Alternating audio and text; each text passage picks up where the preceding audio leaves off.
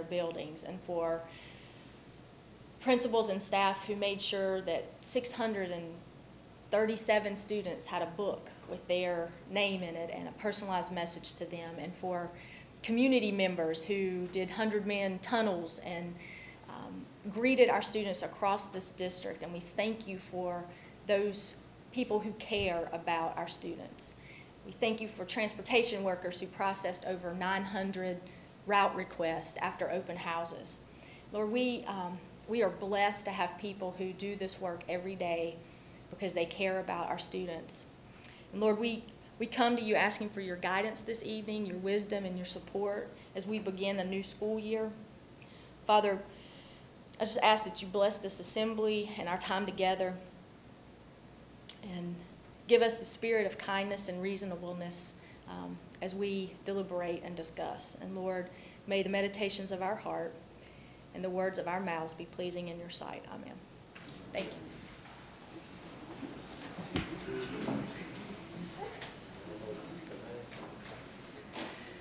So, board members, we have our agenda in front of you. I do not believe we have any changes to the agenda, so do I have a motion to approve?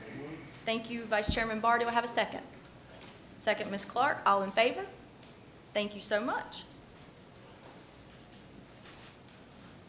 At this time, I would like to recognize Darrell Walker as we talk about our Energy Star Awards.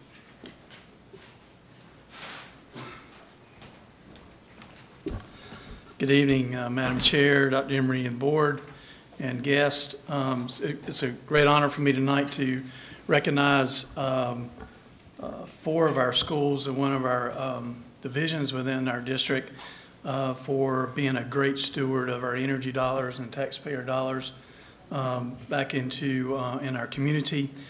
This award is not one we should really take lightly. This means that these schools awarded tonight were rated amongst the best in the United States, not just in the county, not in the state of North Carolina, but the United States of their like size.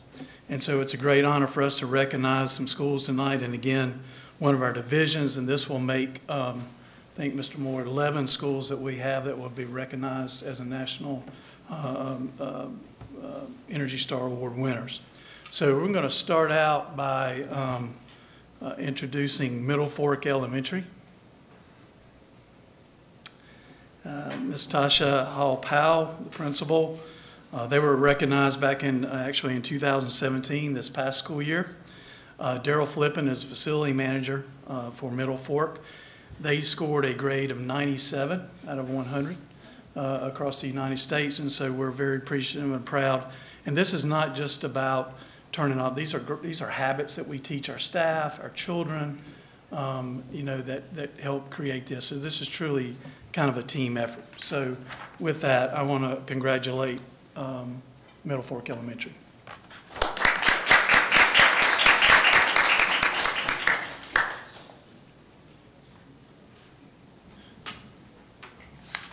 Our second school is Southeast Middle. Mr. Aaron Bailey, assistant principal, is represented tonight along with Justin Thornton, who's our facility manager for Southeast Middle.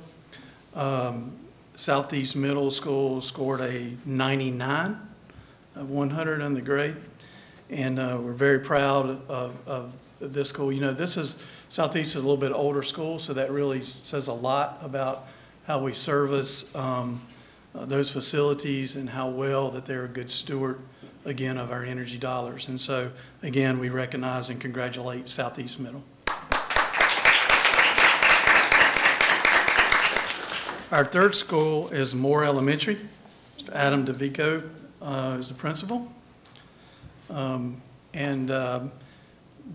Moore was recognized as a Special Environmental Award for Forsyth County Commissioners and Forsyth County Environmental Assistance and Protection Advisory Board for their Energy Star Award. And they had a score of 97. And again, we really appreciative and thankful for Adam and his staff and his students, again, who are good stewards of our tax dollars. So, congratulations. Our final school is Whitaker Elementary. Sharon Creasy, principal. Again, they also received a Special Environmental Award for Forsyth County Commissioners and Forsyth County Environmental Assistance and Protection Advisory Board with a score of 99 in their rating. And so again, thank you, Ms. Creasy, and your staff and students for a job well done.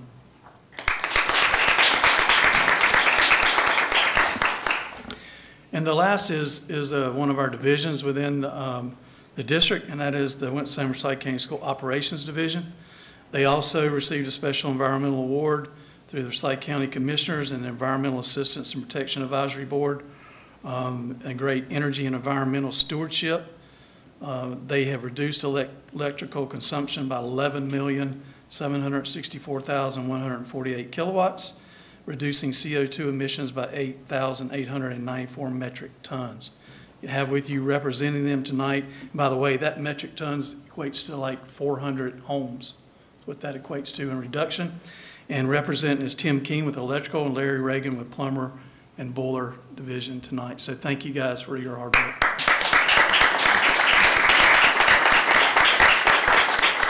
I would be remiss if I didn't recognize Howard Moore, though Howard doesn't really like the spotlight and up here, but all the data collection that takes place for these awards for all of our schools, as well as the application process, which is pretty strenuous. Howard does all that for us, and so very thankful for Howard and all he does for our district as well, so thank you. And Ms. Powell, if I could ask you just to kind of turn and maybe get before we shake hands, I just want to say that while the dollars are important, protecting our future is even more important, and making a model for our children about how important protecting the world is. So thank you for that most of all. Thank you. Thank you.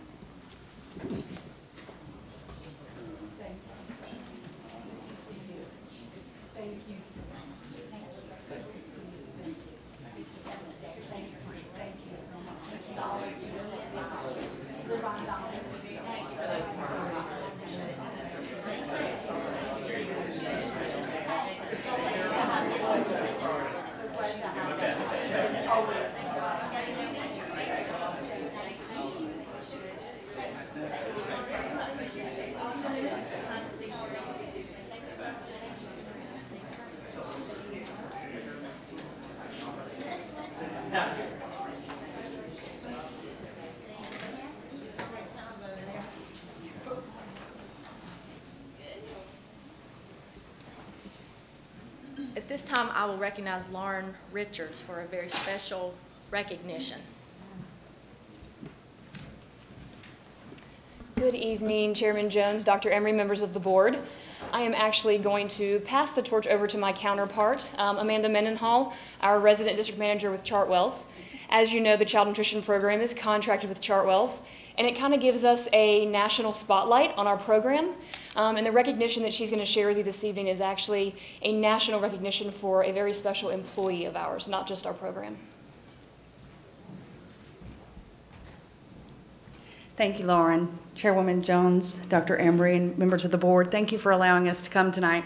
I want to give you all just a little background information on this award. We were able to share with the board during our Buildings and Grounds meeting earlier this evening a video submission that was done by one of our supervisors, Matt Brown, for the cafeteria manager at Kernersville Elementary School. Her name is Crystal Penn, and so he submitted an award for the Compass Be a Star Award.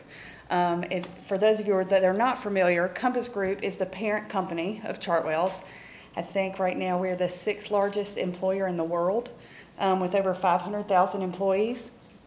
And so he submitted Crystal's name for this award for a variety of different reasons. And, you know, we didn't want to show the video twice, but just wanted to talk a little bit about the reasons that she was submitted. Operational excellence. Crystal's done a fabulous job of starting a breakfast in the classroom program, getting up health scores at Kernersville Elementary, driving participation, keeping food costs down, keeping her labor costs down, and just doing an overall fabulous job with operations. She's also exhibited great leadership skills. She has trained 3 individuals out of her kitchen to be either managers or PIC positions throughout the district. You know, we can't grow without leaders like Crystal that are there day in and day out to provide the growth and development opportunities for those individuals in their schools. She also does a lot with the community, with her PTA.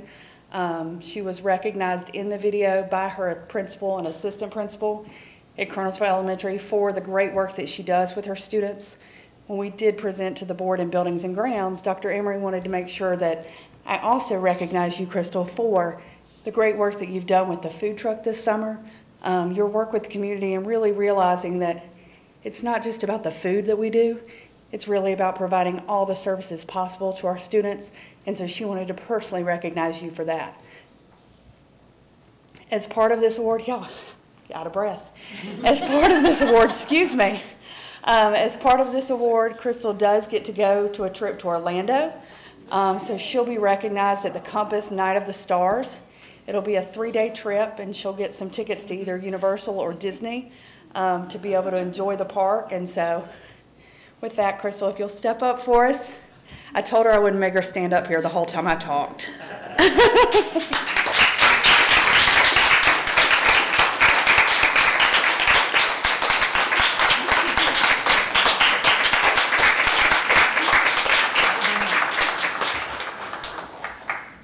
Crystal.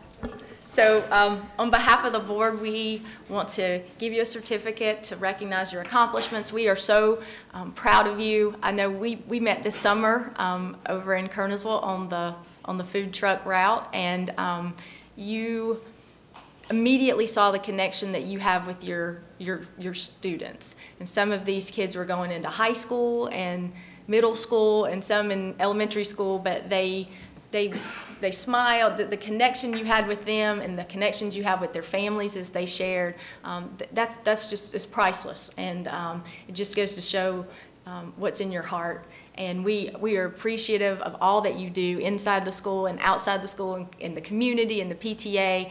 And we're so proud of you, and you are definitely a rock star to us. So thank you. And enjoy your trip in Orlando.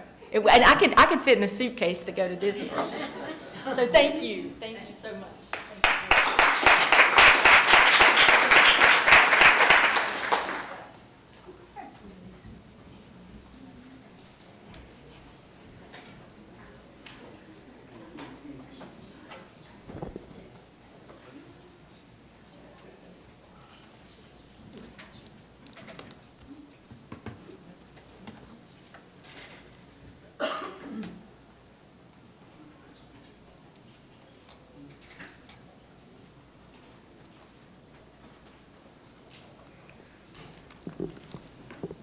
Am I supposed to turn back on? No. Exit.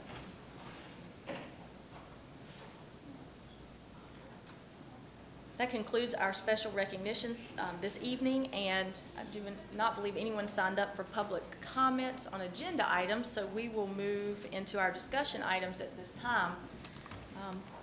First, I'll recognize Dr. Amy Nail to discuss House Bill 986, Part 2, Section 2A, Enrollment for Advanced Mathematics Courses. That's a mouthful, isn't it? Yes, it is. Yeah.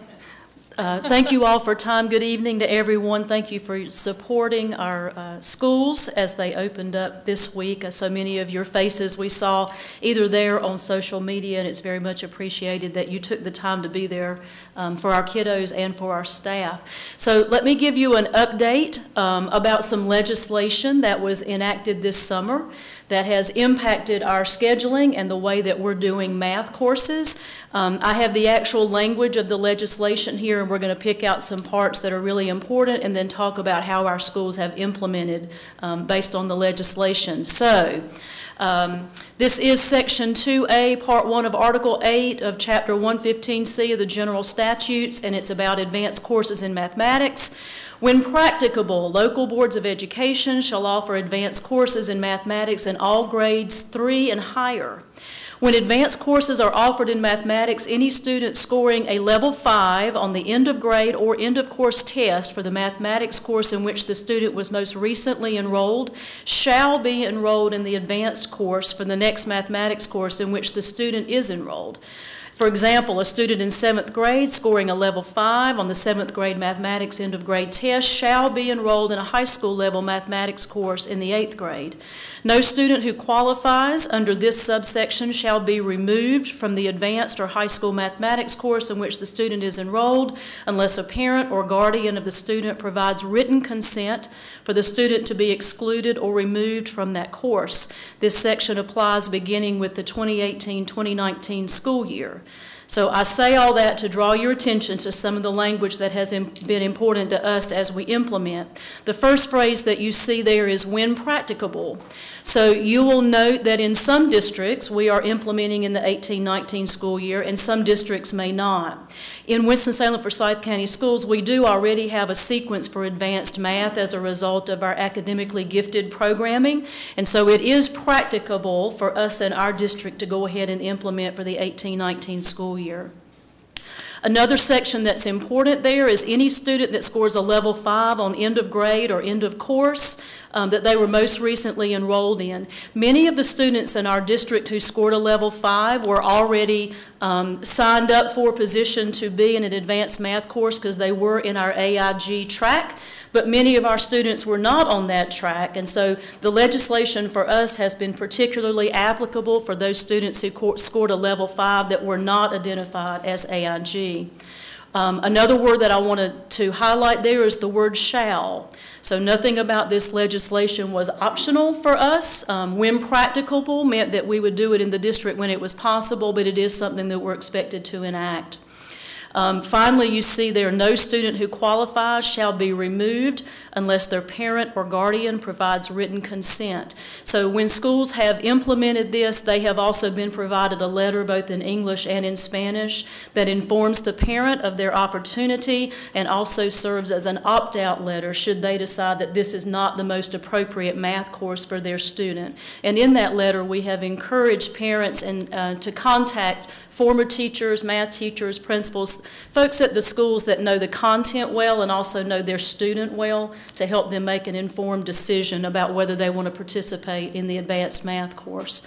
And this will be enacted in the 18-19 school year. So just walking you through the legislation and the key phrases there. What does this look like in terms of implementation in Winston-Salem-Forsyth County schools? In the middle and high schools, this was not a big lift because we had already accomplished this via our course assignment principles, which Dr. Symington and his office had worked on for years. And so we didn't get a lot of questions from our middle and high school administrators because their students who scored a 5 were already placed in these courses, or they had already had a conversation with the family or the student to opt out of that course if that was not appropriate. A little bit different in our elementary schools. We had this sort of strand for our students that were identified as AIG, but not necessarily for other students. So in working with DPI and sort of brainstorming here within the district, we offered the elementary schools some options. The spirit of this law tells us that we should implement with advanced math courses for our students who scored level 5 in the same way that we implement for our students who are identified as AIG. It does not say that, but the interpretation at DPI and our interpretation here locally is that we should implement in the same way. So students who are on an advanced math course via AIG have a separate teacher and in a separate classroom. And so we are asking our elementary schools to implement in the same way. So option 1 was to designate, for instance, a teacher in 4th grade who will be the advanced math or 5th grade math teacher for all the 4th graders who qualified for the advanced math track. Likewise, we would ask them to designate a teacher in the 5th grade who would be the advanced math or 6th grade teacher for all the 5th graders who qualify. And of course, those teachers would be responsible for delivering their own grade level because they, in effect, are skipping a course in math and their above grade level content. The other option that we gave to elementary schools was to assign, for instance, 4th graders who qualify for advanced math to AIG math to receive 5th grade math instruction. 5th grade students would be assigned to AIG for 6th grade math instruction. The AIG teacher there would be responsible for compacting the curriculum for the aforementioned students, and again, we would have the opt-out letter where parents would tell us if they decided this was not the appropriate track for their student. That's a lot of information. But that's the way that we've chosen to implement, because the spirit of the law tells us that we should implement in the same way that we've implemented with our AIG students. So I'm happy to answer questions about the legislation itself or the way we've implemented. I do want to say before I take questions that our principals and my peers, instructional superintendents, have been fantastic in being really agile and flexible and getting this news sort of late in the summer, because it did have huge scheduling implications. Andy's office has been great in providing us data to identify who these students should be. And also Velvet Symington's department is ready and willing and able to support teachers who are going to be teaching advanced math content. So if you're a 4th grade teacher, you're more than welcome to come to 5th grade math training. Also our AIG office, the folks that are in that office have been really good about supporting us with compacting the curriculum.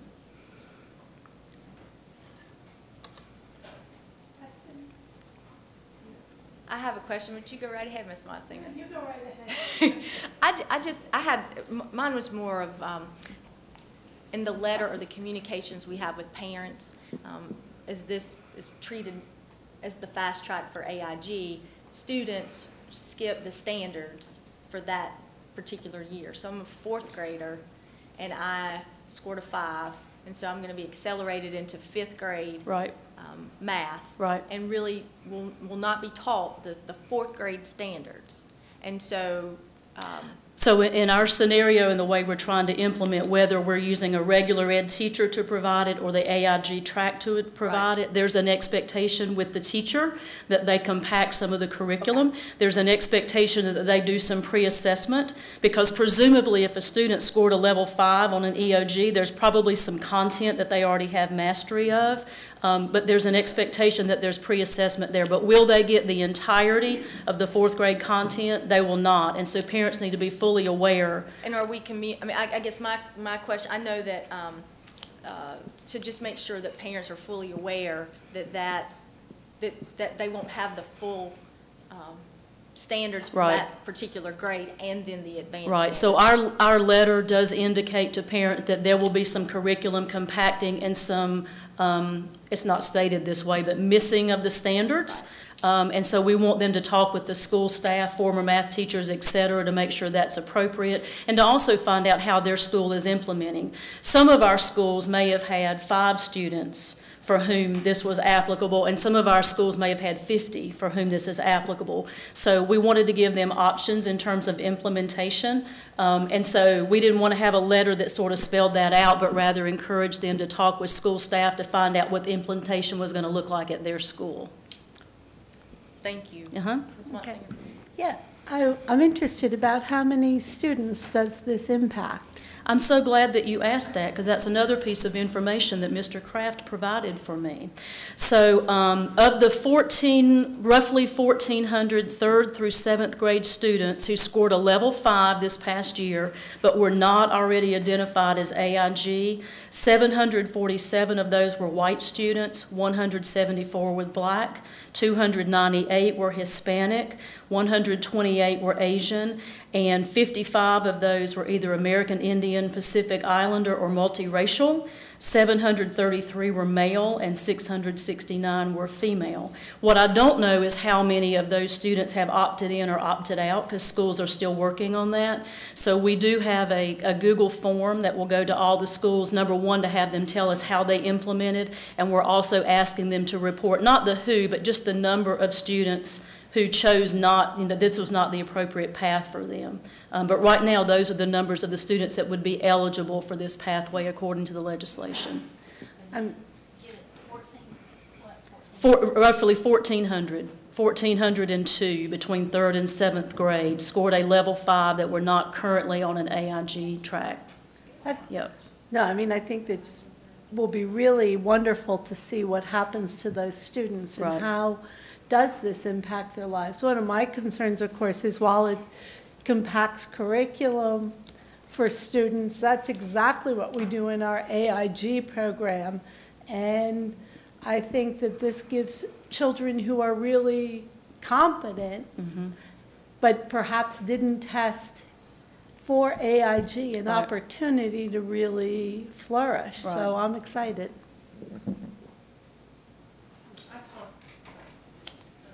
Just to clarify, there's no danger though if a child scores this and it's implemented for them, that they lose a standard that they need to move on to a level that's higher. Say, if they're in the 4th grade and they're doing 6th grade, they need something that's on the 5th grade level math standard to be working on the 6th grade. The teacher's going to take Absolutely. whatever. That's what we So do. it's not like they That's what we do. I mean, there should be pre-assessment, exactly like you're talking about, whether a student's on an advanced track or not. And we scaffold and we provide differentiated instruction so that everybody has the prerequisite skills they need to go into the next course, be it language arts or math or science or social studies. And Dr. Nell, how many minorities did you say this affected? You're going to ask me to do math in my head on the fly. Or? I would say 600. Okay. Mm-hmm. Well, I think that's a significant number, that you got 600 minorities who would have fallen into the regular math classes. Now they're going to be possibly moved to the advanced classes. Correct. If their parents get so. I think that's positive. So, not to put you on the spot, but just things that I think people might ask. So if I'm a 4th grader in an advanced math class, what EOG am I going to take? So not different than our students that are on the AIG track. They will take the on grade level, EOG, EOC. However they are listed in Power School, that's the test that they would take. But that's not very different than how we've dealt with our AIG students. They may have been working above grade level, but in the spring they're going to take a test that's on grade level. And I ask that because I think it's really important for us. The difference here is that if I'm identified AIG and I've been on a pathway, my acceleration has been happening over time. And for some of these kiddos, this will be the first year. So if I was in a regular 3rd grade class and I'm going into an advanced math class where now I'm doing 5th grade math and we're trying to compact, that we have some check-ins in place. Yes. First quarter where we really look to make sure that the compacting and the issue you're raising about making sure kids are getting these standards for 4th grade math, that we're doing that well, and that we support teachers if they need additional help or whatever that might be. Do we need to do something to help those kids so that they can do it? We know they're capable, but that's a lot of curriculum to cover in this once they have the first year out of the way, they should be okay going forward. But I think this is a year we need to just pay attention. And I should add that although the legislation says they will not be removed from this track without written parental consent, should a parent make the decision that this is appropriate for their student and find out beginning of first quarter, mid-year, I'm not sure this is appropriate for my student, they have the right to no longer participate in that. We would not do that, but the parent always has the right to say this is not the best for my student. In the same way that a parent who has a child in AIG or HAG could also make a decision. Correct. That this is not working out well. And in compacting the curriculum in the dark ages, they had, like, you introduce some things and then you have mastery at other levels. Do they still, in that compacting, will that be what you're doing? Yeah. Looking at those mastery things? Right. The documents that will be used for compacting in this scenario are not different than the documents we would use for compacting in AIG, although more often than not, students who are on our AIG track join that track in 3rd grade, and they get the majority of their compacting in 3rd grade. There may be some students who are on this pathway in 5th grade, so that will be a little different for us, but the way that we do the compacting and the documents that our office provides in terms of support will be the same. One other point, because you may hear this, especially with school getting started, that I want you to be aware of. In middle school, we have long had a procedure that allowed schools to do what we called live-ins. So if you have spaces in your AIG classes and you have students who are high performers, you could place them in there because scheduling is a little trickier and you don't want to leave empty seats. So already, I know at least one of you has heard from a parent. A student who has been in a live-in situation, was not identified as AIG, has now been placed in a regular math class. And the reason is that principal is accommodating students who weren't live-ins but made a level 5. And so now they have an opportunity to be in the advanced class. And so they're moving them into those spaces that were available in their AIG program. And I'm only aware of one, but a board member got it before I did. And so my other motive here in Amy explaining this to all of you is just as we roll out this week, you may hear more of that, and we wanted you to have the points in front of you so that you would be able to share that with parents who might reach out. To that point where it's been, I don't want to say problematic, but the greatest challenge has been in 3rd grade, because we have AIG and class size legislation that overlaps in 3rd grade, and our district is somewhat unique in that regard. So in 4th and 5th, you know, principals have had no problem accommodating those numbers. In 3rd, it's been a bit more tricky. Yes. Questions, additional questions, board members? Thank you. Thank you.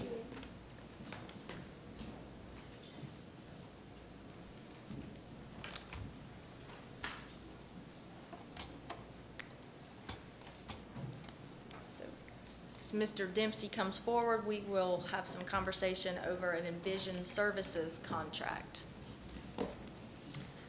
Chair Cottle Jones, Dr. Emery, members of the board, and members of the community, thank you for the opportunity to speak to you this evening. We are proposing to contract for orientation mobility services. Orientation mobility services are what are used for, if I can go back to, thank you. Basically, it's instructing individuals who are blind or visually impaired in safe and effective travel. The two components are orientation and mobility. Orientation is figuring out where one needs to go, and mobility is how you get there. The most common example that most of us have seen is someone using a white cane out in the community. The most common example that most of us experience on a regular basis is, think about when you are at home at night in bed, you get up and you go to the bathroom and you don't turn the lights on. When you walk down the hallway, you can sense on your skin the change in air temperature or air current, and you sort of know when you pass that open doorway, even if you can't see. That's called facial vision. So basically, we teach children to pay attention to things like that, and that's how they learn to orient themselves. That is basically we're in a situation where we had a person who was certified. They had cancer and had to leave us, and so we need to contract. Questions? Must have done a good job. Huh? Nah, sorry, Sam, I have a question. About how many students do we serve that would use this service? Just probably between 15 and 20. We don't have that many that are actually blind, but children can be legally blind, right, and you still need the training in orientation mobility. Right. Other questions of Sam, board members? You were clear. Thank you. Thank you very much. Mm-hmm.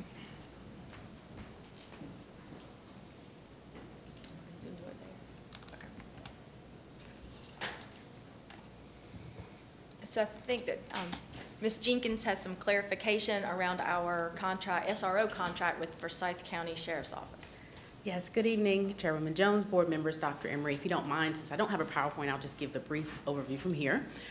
But as you know, in June of 2018, you approved the Forsyth County Sheriff's Office SRO agreement for the 2018-19 school year. Well, as of July 1, they have a new county attorney, and the new county attorney has requested a few technical changes to the contract, and they're outlined in the agenda page. They are more technical. They do not change the substance of the agreement. They do not change the money, the number of officers the school who are served, or the level of services. But they are to correct some minor inaccuracies that are reflected in the contract. And there's 3 changes that they have requested. The first deals with striking the reference to the Winston-Salem Forsyth County Schools being insured under the county's police liability insurance policy, which is incorrect. The second deals with clarifying the hours that the SRO officers will be assigned to the schools, and by basically just removing the reference to 30 minutes before and 30 minutes after, and just saying that the hours are X to X. And then the final change is just making a few corrections to references in the contract. The contract over the years has been revised numerous times, and so there are a couple of section references that are off by 1 or 2 numbers. But that's the gist of the changes to the contract. Questions, board members, of Ms. Jenkins? No? Wonderful. Great job. Okay. Thanks. So next we will have our Building and Grounds Committee report. Ms. Lyda Calvert-Hayes. Thank you. We talked about several things today in our meeting. The one was a right-of-way requested by the state of North Carolina with North Carolina 65 on the Winston-Salem Northern Beltway for the US 52 future I-74 corridor. The Department of Transportation has asked us for an exchange, offering us $43,900 for an exchange for that. We also we had a suggestion for the naming of the North Forsyth track field. We had someone to ask about a name for that. The gentleman that they would like to have it named for did teach history at North Forsyth for 30 years and did track for 40 years also. We also talked about our blue buses. If you remember, we had our blue buses replaced, and now we have our blue buses for sale. We have 23 blue buses that are going to be going up for auction on gov.deal. Remember that, gov.deal. So there are several suggestions that if you are in need of a bus, this is your chance. We, like I said, 23 of these buses. You can change these buses into anything you want them to be. Just use your imagination. These buses can be a summer home. They can be a getaway. They can be a fishing hut. I mean, this is your chance to get a good bus, cheap. Also, many of these buses run. Don't think we've got buses that we're going to give you that don't run. Many of these buses run also. Churches, if you're in need of a Sunday bus, here you go. Gov.net. Gov.deals. Let me get that right. Okay, we are hoping that you will be interested. Our school needs the monies back for these buses because we have bought some newer buses that are safer for our kids. So what I want to say to you is get involved in this deal. I mean deal. Okay, moving right on, that's on our buses. Also, we talked about Chartwell, and we did have the presentation here, and we did get to meet our star, who is Crystal Penn. We wish her the best of luck and hope that she has a great time for all that she's done for us in our school system. But don't forget, one more time, gov.deal. If your church out there needs a bus, here you go. Thank you. Thank you, Ms. Calvert-Hayes. Policy Committee report. Quickly, Mr. Singletary was not able to be here this evening, so we discussed the wellness policy 5143 and decided that it may be good to send that back to the Staff Policy Committee for some additional review. And we started to discuss policy in AR 5131, Student Code of Conduct, quite a bit of discussion around e-cigarettes and maybe changing kind of definitions of tobacco products and things like that, but thought it may be good to put a wider net out there to find out from principals and others in the district if there are other things within that policy that we should look at. So ongoing conversation for that. Board members, that concludes our discussion items for this evening, and we will move right into our action items. First on the agenda for action is consider approval of the contract with Envision Services, Inc. Do I have a motion to approve? Vice Chairman Barr, do I have a second? Second, Ms. Clark. Any discussion? All in favor? Thank you. Consider approval of an amendment to the contract with the Forsyth County Sheriff's Office for school resource officers for the 2018-19 school year. Do I have a motion to approve? Ms. Parker? Second? Ms. Clark, any discussion? All in favor? Motion carries. Consider approval of contract with the Hill Center, Inc. Do I have a motion to approve? Mr. Johnson, do I have a second? Ms. Clark, any discussion? All in favor? Motion carries. Consider approval of the highway right-of-way US 52 future I-74 corridor that Ms. Calvert-Hayes talked about and we discussed in committee meeting. Do I have a motion to approve? Ms. Taylor, second by Mr. Johnson. Any discussion? All in favor? Motion carries. Consider approval of the surplus property activity buses. Do I have a motion to approve? Ms. Calvert-Hayes, do I have a second? Ms. Motzinger, any discussion? All in favor? Motion carries. That concludes our action items for this evening. We have 2 items on our consent agenda: approval of meeting minutes for the August 14th, 2018 meeting, and the general personnel report. Do I have a motion to approve the consent agenda? Ms. Motzinger, second. Ms. Calvert-Hayes, all in favor? Motion carries. Now we have some speakers signed up for speakers from the floor. First, Mr. William Butler.